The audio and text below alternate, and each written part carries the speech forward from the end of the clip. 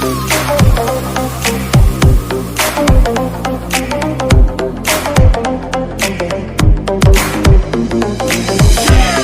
दोस्तों, मैं आप सभी के लिए एक न्यू बीएल ड्रामा लेके आई हूँ जो कि बहुत ही ज़्यादा इंटरेस्टिंग और फैबुलस स्टोरी है। ये जो स्टोरी है वो मेनली दो कैरेक्टर के बीच की है, जिसमें से पहले का नाम गुन होता है, दूसरे का नाम गोल्फ होता है। ये दोनों ही बचपन में एक दूसरे से एक लेटर के थ्रू बात करते हैं, लेकिन बड़े हो जाने के बाद ये एक दूसरे से किस तरह मिलते हैं और इनकी ज़िंदगी बदल जाती है। इसी पे ये पूरी स्टोरी है, तो चलिए साथ में देखते और सुनते हैं। एपिसोड की शुरुआत में एक लड़के को दिखाया जाता है जो कहता है कि अतीत तो अतीत ही होता है, लेकिन उसमें से कुछ यादगार होते हैं और कुछ भयानक होते हैं। यानी हमारी हर कहानी हमारे यादगार पलों से भरी होती है, लेकिन इनमें से कुछ पल ऐसे होते हैं जो मानो लगता है कि कल ही की बात हो।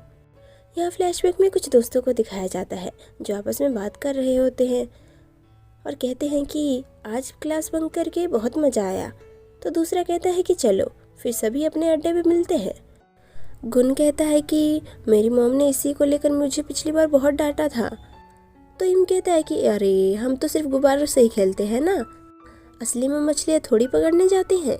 तो चैम कहता है कि चलो फिर मैं घर से गुब्बारे लेकर आता हूँ। थोड़ी देर बाद वो सभी घर पे नजर आते हैं और एक एक करके अपना बस्ता रख के बाहर निकलते हैं। इधर चैम के दादाजी उससे कहते हैं कि आज का खाना तुम्हारा फेवरेट है तो अच्छे से खा लेना। तो इसके लिए वो अपने दादाजी को शुक्रिया कहता है और गुब्बारे लेकर बाहर निकल जाता है। इधर इम देखता है कि उसका नेबर जो कि अभी अभी शिफ्ट हुआ है बाहर ही बैठा है। तभी वहाँ पे उसके दोस्त आ जाते हैं तो वो उनके साथ शामिल हो जाता है। फिर सीन आगे बढ़ता है जहाँ सभी गुब्बारों से मछलियाँ पकड़ते हुए नजर आते हैं। तभी वहाँ पे एक लड़की आ जाती है जो कि चैम की सिस्टर होती है और उनसे कहती है कि आखिर तुम क्या कर रहे हो, ये लो मैं तुम सभी के लिए खाना लेके आई हूँ। तो सभी खाने में फिश देखकर चैम के दादाजी की कुकिंग स्टाइल की बहुत ज़्यादा तारीफ करने लगते हैं।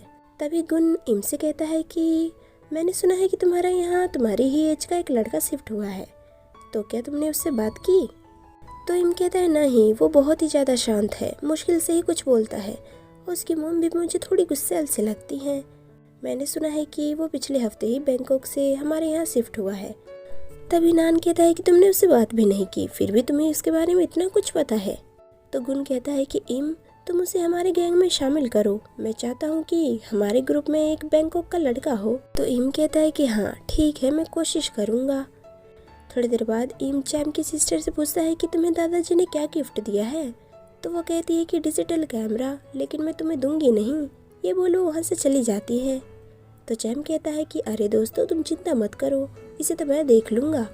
फिर थोड़ी देर बाद का सीन दिखाया जाता है जहाँ इम उसी लड़के से बात करता हुआ नजर आता है और कहता है कि तुम्हारा नाम क्या है। तो वो कुछ नहीं बताता है। तो इम कहता है कि अगर तुम कुछ नहीं बोल रहे हो तो मैं तुम्हारा नाम नेम ही रख दूंगा। वैसे तुम अकेले काफ़ी बोर हो जाते होगे ना? अरे तुम्हें तो मेरी तरह ही कॉमिक बुक पढ़ना पसंद है, तो चलो मैं तुम्हें कल लेने आऊँगा और अपने दोस्तों से भी मिलवाऊंगा। ये बोल वो वहाँ से चला जाता है। तभी उसकी मॉम बाहर निकलती है और उससे कहती है कि वो कौन था, क्या वो तुम्हारा दोस्त था? तो वो बिना कुछ बोले सिर्फ मुंडी हिलाते हुए हाँ कहता है। फिर सीन आगे बढ़ता है जहाँ नेम स्कूल में नजर आता है। तभी वहाँ पे कुछ लड़के आकर उसे परेशान करने लगते हैं, क्योंकि वो कुछ बोल नहीं रहा होता है इसलिए उसे गूंगा गूंगा कहने लगते हैं और उसकी नोटबुक फाड़ कर चले जाते हैं। तो ये देख वो रोने लगता है।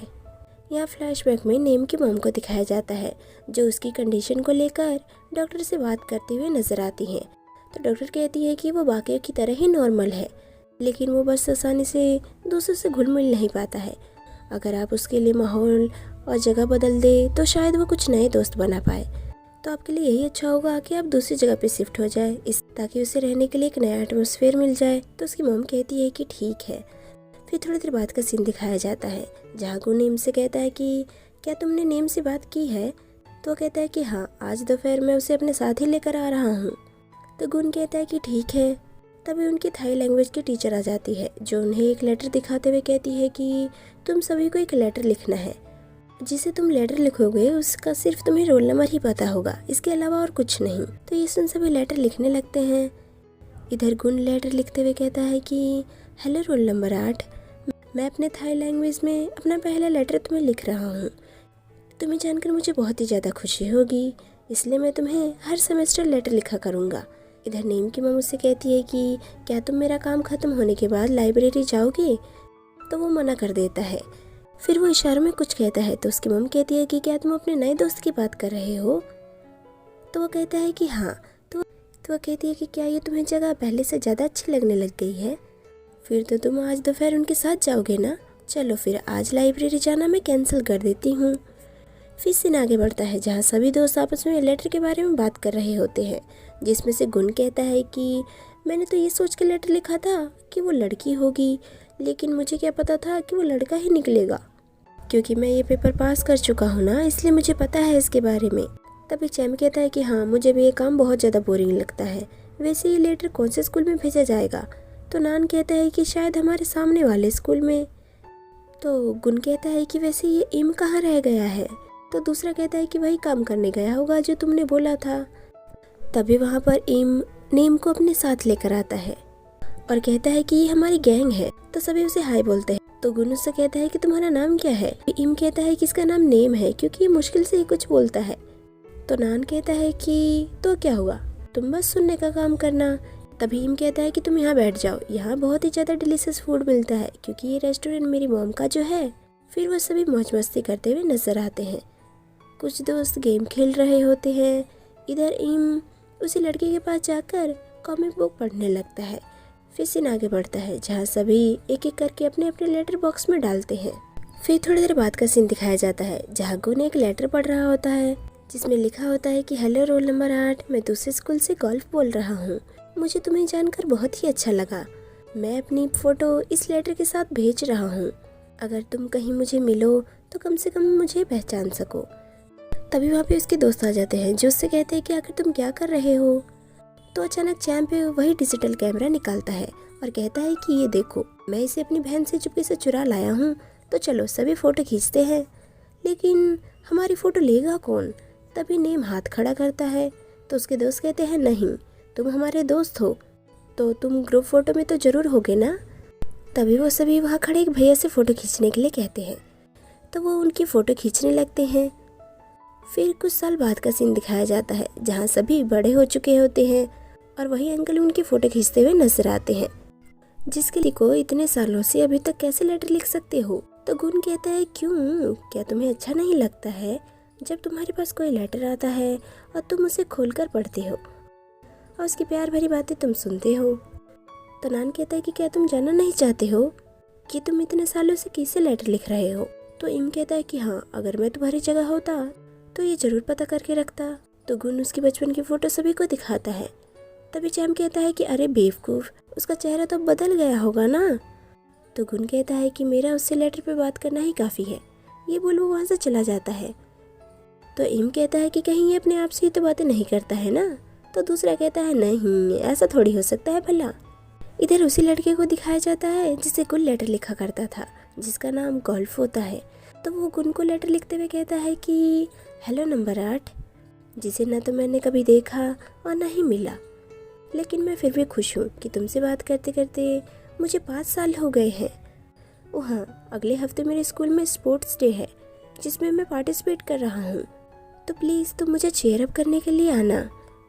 तुम मुझे आसानी से देख लोगे, आशा करता हूँ कि मैं भी तुम्हें देख पाऊँ। तभी वहाँ पर कोई आ जाता है जो उससे बोलता है कि शो की प्रैक्टिस करने का टाइम हो गया है। तो ये सुन वो उसके साथ चला जाता है। थोड़ी देर बाद का सीन दिखाया जाता है जहाँ तीनों वापस घर लौटते हुए होमवर्क के बारे में बात कर रहे होते हैं। तो चैम्प इम से कहता है कि क्या तुमने होमवर्क किया है क्या। तो इम कहता है नहीं यार, वो तुम्हें भूल ही गया। वैसे गुण, तुमने किया है क्या। तो वो भी मना कर देता है। तो चैम्प कहता है कि मैंने तो किया है, तो मैं तो बच गया टीचर की मार से, अब तुम ही जानो तुम्हारा क्या होगा। तभी वहाँ पे कार में गोल्फ आ जाता है। तो गुण उसे ना जानते हुए भी उसे ही बार बार देखे जा रहा होता है, लेकिन गोल्फ तो उसे पहचान ही नहीं पाता है। इधर इम चैम से कहता है कि क्या मैं तुम्हारा होमवर्क टेप सकता हूँ। तो चैम कहता है कि हाँ, लेकिन तुम बिल्कुल सेम मत कर देना, अगर टीचर को पता चला ना तो वो तो मुझे सीधा मार ही डालेंगे। फिर सीन आगे बढ़ता है जहाँ इम गिटार बजा रहा होता है। तो उसकी मॉम उससे कहती है आखिर तुम क्या कर रहे हो। तो वो कहता है बुक पढ़ रहा हूँ मॉम। तो उसकी मॉम पीछे मुड़ते हुए कहती है कि क्या तुम इस पोजीशन में बुक पढ़ रहे हो, इतने सफ़ेद झूठ आखिर तुम बोल कैसे लेते हो। तो ये सुन वो हंसने लगता है। तभी वहाँ पे नेम आ जाता है, जिसे देख उसकी मम कहती है, इम देखो नेम आया है तुमसे मिलने के लिए। तो इम उसके पास जाते हुए कहता है कि हाँ मैं जानता हूँ, आपकी वॉइस से पता चल रहा है कि आप नेम से कितना प्यार करती हैं। तो वो कहती है कि हाँ और क्या, क्योंकि वो अच्छा बच्चा है, कोशिश करो थोड़ा उसी की तरह बनने की, है ना मेरे प्यारे छोटे बच्चे। तो इम कहता है हाँ हाँ मॉम, नेम तुमने मेरी मॉम पे क्या जादू कर दिया है कि वो सिर्फ तुम्हारे बारे में ही बात करती हैं और तुम्हें ही ज़्यादा प्यार करती हैं। तो उसकी मम्मी से कहती है कि टॉपिक चेंज मत करो और ये बताओ कि तुम कहाँ जा रहे हो। तो कहता है कि आज मैं चैम्प के घर पढ़ने जा रहा हूँ मॉम। ये बोल वहाँ से चला जाता है। तो उसकी मम कहती है कि पढ़ने जा रहा है लेकिन हाथ में एक भी बुक नहीं है इसके, ये खुद तो बंदर है ही और साथ में 4-5 और बंदरों को इकट्ठा कर लेता है और हाँटता रहता है बस। इधर नान अपने डैड से कहता है कि डैड मैं जा रहा हूँ। तो वो पीछे मुड़ते हुए कहते हैं कि आखिर ये तुमने कौन सा हेयर स्टाइल बना रखा है। तो नान कहता है कि डैड आपको नहीं पता, ये नया रॉकी हेयर स्टाइल है। ये बोल वो पागलों की तरह डांस करने लगता है। तो उसके डैड कहते हैं कि मेरा बेटा तो पागल ही हो गया है।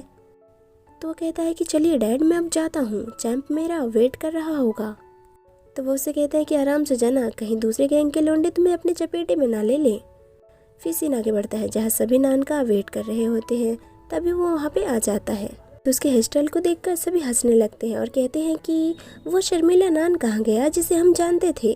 तो नान कहता है कि वो पहले की बात थी, अब तो मैं अपनी एक स्माइल से ही तुम्हारा दिल चुरा सकता हूँ।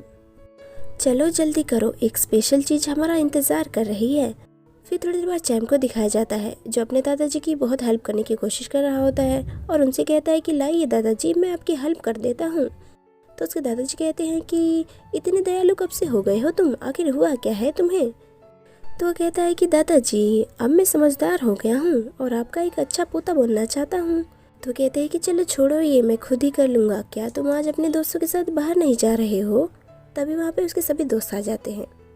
तो चैम्प के दादाजी नान के हेयर स्टाइल को देखते हुए कहते हैं कि क्या बात है, क्या तुम आज किसी लड़के को पटाने जा रहे हो। तो नान कहता है कि और क्या दादाजी, आज मैं शहर की लोंडिया को पटाने जा रहा हूँ। जाने से पहले सोचा कि आपके हाथ का खाना खाते हुए आपसे आशीर्वाद लेते हुए जाऊँ। तो वो कहते हैं कि अच्छा ऐसी बात है, लेकिन अगर मैं लड़की होता तो तुम्हारे हेयर स्टाइल को देखकर तुम्हें पहली बार में ही रिजेक्ट कर देता। तो ये सुन नान कहता है दादाजी कम से कम आप तो ऐसा मत बोलिए। तो कहते हैं चलो जाओ अब सभी पढ़ाई करो अच्छे से, फिर नीचे आकर खाना खा लेना सभी। फिर सीन आगे बढ़ता है, सभी चैम्प के रूम में नजर आते हैं। तो नान एक वीडियो कैसेट निकालते हुए कहते हैं कि आज तो बहुत मजे आने वाले हैं। तो गुन कहता है कि आखिर ये तुम्हें कहाँ से मिला है। तो नान कहता है कि मेरे डैड के पास था, मैं चुरा लाया। तभी चैम्प कहता है कि अगर मेरे पेरेंट्स को पता चला ना इसके बारे में तो वो तो सीधा मुझे ऊपर ही पहुंचा देंगे। तो इम कहता है अरे चिंता मत करो, ये भी हम एक एक्स्ट्रा क्लास ही ले रहे हैं। तभी गुन फिर से कहता है कि क्या ये सही रहेगा। तो इम कहता है कि और क्या है ना चैम्प। तो वो कहता है कि हाँ और क्या है ना नेम। तो नेम भी अपनी मुंडी हिलाते हुए हाँ बोल ही देता है। तो ये सुन सभी खुश हो जाते हैं। तो इम नेम से कहता है कि देखो तो जरा इस मासूम को, काफ़ी बहादुर हो गया है अब। तो चलो सभी देखते हैं। लेकिन नान जैसे ही कैसेट प्ले करता है वो देखता है कि वो तो चल ही नहीं रहा है। तो ये देख चैम्प कहता है कि दोस्तों लगता है ये ख़राब हो गया है, चलो कोई नहीं, कल इसी जगह इसी टाइम पर दोबारा इकट्ठे हो जाना। तो सभी कहते हैं कि हाँ हाँ और क्या। तभी नान कहता है कि चलो मैं तो चला लड़कियों को पटाने। तो चैम्प कहता है कि मुझे तो लगता है कि इस हेयर स्टाइल को देखकर सभी लड़कियां ही भाग जाएंगी। तो ये सुन सभी हंसने लगते हैं। तो नान कहता है कि तुम सभी देख लेना, मैं किसी को तो पटा के ही रहूँगा। थोड़ी देर बाद वो सभी नान को उसके घर छोड़ते हैं। तो इम गुन से कहता है कि क्या हुआ है, बताओ मुझे, आखिर तुम इतने उदास क्यों लग रहे हो। तो गुन कहता है नहीं ऐसा नहीं है। तो वो कहता है कि मैं तुम्हारा बचपन से दोस्त हूँ और तुम्हारे चेहरे को देखकर ही बता सकता हूँ कि तुम उदास हो या खुश हो। तो बताओ मुझे आखिर क्या हुआ है। तो गुन कहता है कि हाँ कुछ ऐसा ही है, वो गोल्फ का ड्रम मेजर का शो होने वाला है तो उसी को देखने के लिए उसने मुझे इनवाइट किया है, लेकिन मैं ये पिंपल वाला चेहरा लेकर उसके सामने नहीं जाना चाहता हूँ। मैं नहीं चाहता हूँ कि वो मुझे देखकर उदास हो जाए। तो इम कहता है तुम ये क्या बकवास कर रहे हो, ऐसा कुछ नहीं होगा। तो वैसे तुमने कहा है कि वो ड्रम का मेजर है तो वो भी प्रैक्टिस कर रहा होगा ना। तो चलो उसे चुपके से देख कर आते हैं, ऐसे में तुम आसानी से उसे देख लोगे और उसे कुछ पता भी नहीं चलेगा। ये बोल वो उसे खींचते हुए वहाँ से ले जाता है। फिर थोड़ी देर बाद का सीन दिखाया जाता है। वो सभी उसी स्कूल में नजर आते हैं जहाँ गोल्फ तो अंदर प्रैक्टिस कर रहा होता है। इधर बाहर से ही वो सभी उसे घूरे जा रहे होते हैं। टीम उसके लिए एक फ्लर्टिंग कार्ड निकालता है जिसमें लिखा होता है कि अगर तुम मुझे पसंद करते हो तो एक स्माइल कर देना, अगर नहीं तो ये कार्ड वापस रिटर्न कर देना। लेकिन गुन उसे लेने से मना कर देता है और कहता है कि शुक्रिया मेरी इतनी हेल्प करने के लिए। तो इम कहता है कि अरे अरे कोई नहीं, लेकिन अब चलते हैं, यहाँ मुझे बहुत मच्छर काट रहे हैं। फिर वो वहाँ से सभी चले जाते हैं। इधर चैम्प की सिस्टर कंप्यूटर में लगी होती है। तो चैम्प उसे देखकर कहता है कि आखिर तुम ये क्या कर रही हो। तो वो कहती है कि ये चैटिंग का एक प्रोग्राम है जिसका आजकल सभी बहुत यूज़ कर रहे हैं। तो चैम्प कहता है कि चलो फिर मुझे भी सिखा दो। तो वो कहती है कि आज नहीं लेकिन कल सिखा दूंगी। तो वो जाते हुए कहता है कि ठीक है लेकिन कल सिखा देना। इधर गुन को दिखाया जाता है जो गोल्फ के द्वारा भेजा गया लेटर पढ़ रहा होता है जिसमें लिखा होता है कि नंबर 8 कैसे हो तुम, अब हम तो स्पोर्ट्स डे के दिन मिल ही रहे हैं ना। मैंने इस दिन का बहुत ही इंतज़ार किया है। वैसे तुमने MSN के बारे में सुना है क्या? ये एक चैटिंग ऐप है जो चैटिंग के लिए बहुत ही ज़्यादा फेमस हो रहा है आजकल।